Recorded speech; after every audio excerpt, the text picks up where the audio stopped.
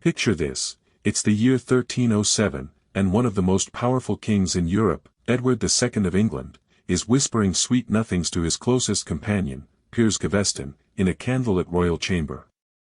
The court is buzzing with scandal, not just because of their closeness, but because some chroniclers hint at a love so intense it could topple a kingdom. Shocking, right?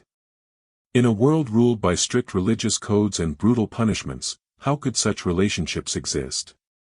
Welcome to the hidden histories of homosexuality in medieval Europe, a story of love, secrecy, and defiance that's been buried for centuries.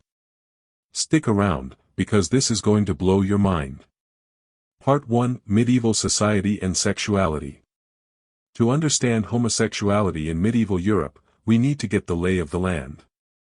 The Middle Ages, roughly 500 to 1500 CE, were a wild mix of faith, fear, and feudalism. The Catholic Church was the ultimate authority, shaping everything from marriage to morality.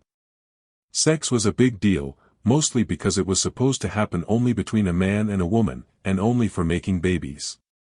Anything else? Well, that was a sin, and the Church had a lot to say about sins, but here's the thing, people didn't always follow the rules.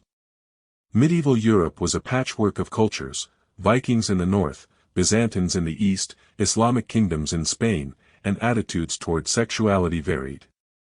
In some places, like Al-Andalus, same-sex love was celebrated in poetry. In others, like Northern Europe, it could get you in serious trouble. The Church's penitential manuals, think of them as medieval sin rulebooks, listed punishments for same-sex acts, but the fact that they kept writing about it shows it was happening.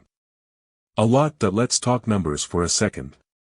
Historian John Boswell, in his book Christianity, Social Tolerance, and Homosexuality, estimates that same-sex relationships were more common than we might think, especially in urban centers and monasteries. Why? Because medieval life was segregated by gender. Men and women often lived apart, knights with squires, monks with monks, nuns with nuns. Close bonds formed, and sometimes, those bonds crossed into romance, but it wasn't all secret trysts. Medieval people didn't have the word homosexuality, that's a 19th century term. Instead, they talked about acts, not identities. So, when we look for evidence, we're piecing together clues from art, literature, and laws. And trust me, those clues are everywhere. Number 2, Monastic Love, Sacred or Scandalous?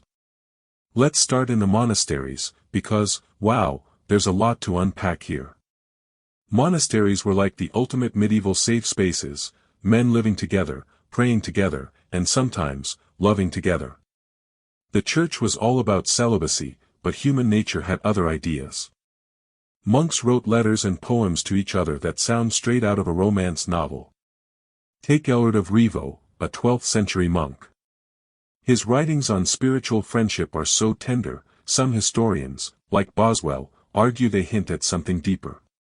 Here's a quote from Ellard's on spiritual friendship: "It is no small consolation in this life to have someone you can unite with in an intimate affection and the embrace of a holy love."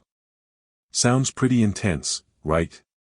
Now, Ellard was talking about spiritual love, but the language is so passionate, it's hard not to wonder. Monastic life was full of these close bonds, and while some were platonic, others, maybe not so much. There's evidence in the penitentials, too. These were guidebooks for priests hearing confessions, and they list specific sins between monks, like mutual touching or fornication with a brother. The punishments weren't always harsh. Sometimes just a few days of fasting, which suggests the Church knew it was common and didn't always crack down hard, but it wasn't just monks.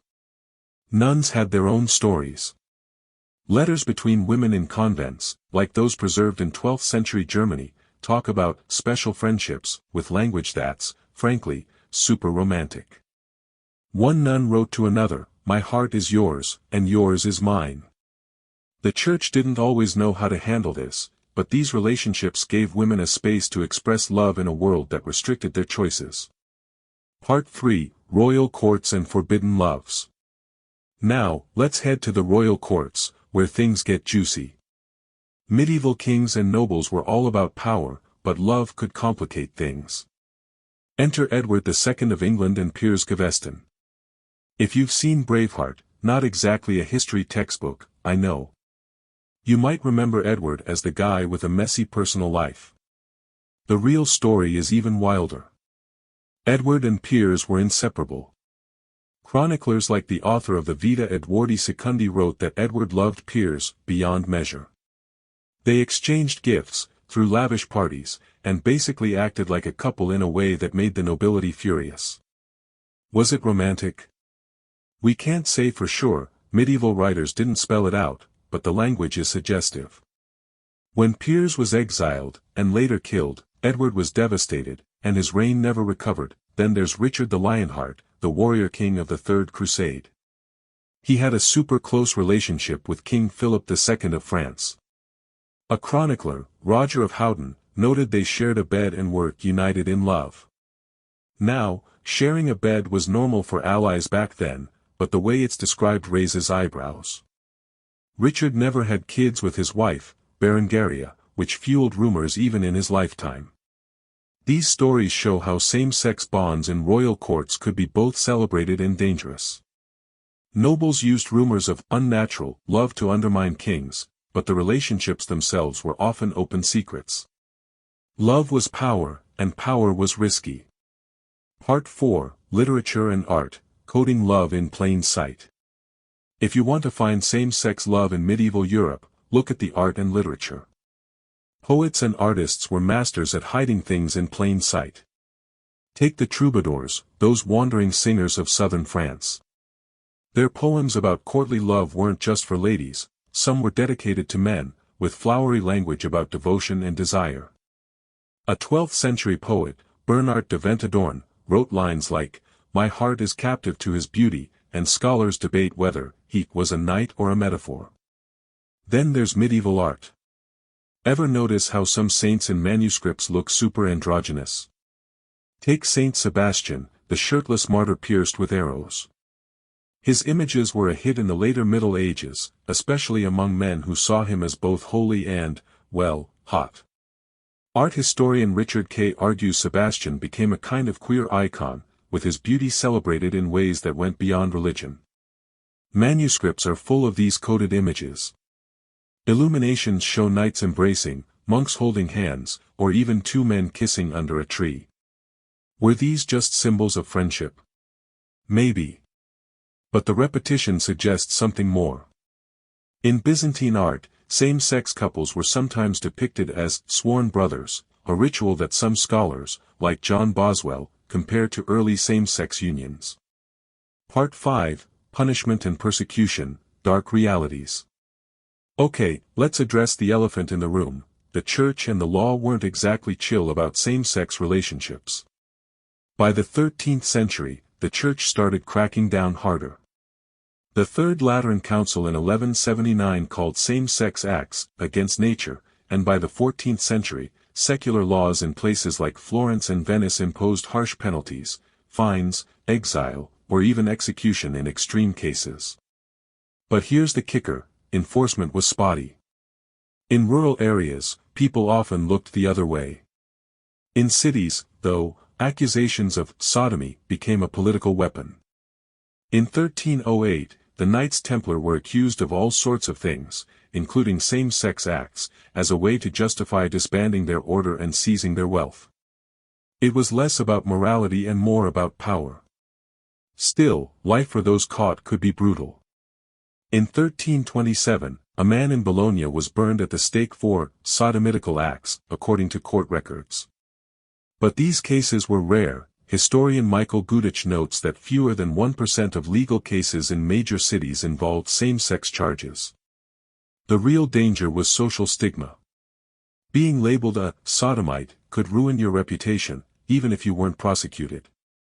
Part 6, Beyond Europe, Diverse Perspectives. Medieval Europe wasn't an island. Let's zoom out to places like Al-Andalus, the Islamic-ruled parts of Spain. Here, same-sex love was often celebrated in poetry. Poets like Ibn Quzman wrote openly about their love for men, with lines like, "His beauty is my wine, and I am drunk." This was a stark contrast to Christian Europe, where such openness was riskier. In the Byzantine Empire, things were more ambiguous. Eunuchs, who often held high positions, blurred gender lines and formed close bonds with men and women alike. Some Byzantine texts, like the Life of Saint Andrew the Fool, described same-sex desire with surprising sympathy. These differences remind us that medieval isn't one-size-fits-all. Attitudes toward love and sexuality shifted depending on where you were and who was in charge. So, what have we learned? Homosexuality in medieval Europe wasn't just a footnote, it was woven into the fabric of society, from monasteries to royal courts to poetry. These stories challenge the idea that the Middle Ages were all about repression. People found ways to love, to express themselves, and to defy the odds, even in a world that could be harsh and unforgiving. That if this blew your mind as much as it did mine, drop a like and share this video with anyone who loves history. Got a favorite medieval story we didn't cover? Let me know in the comments, I read every single one. And if you want more deep dives like this, subscribe and hit the bell so you don't miss our next video. We've got plenty more hidden histories to uncover. Thanks for watching, and I'll see you in the next one. Stay curious.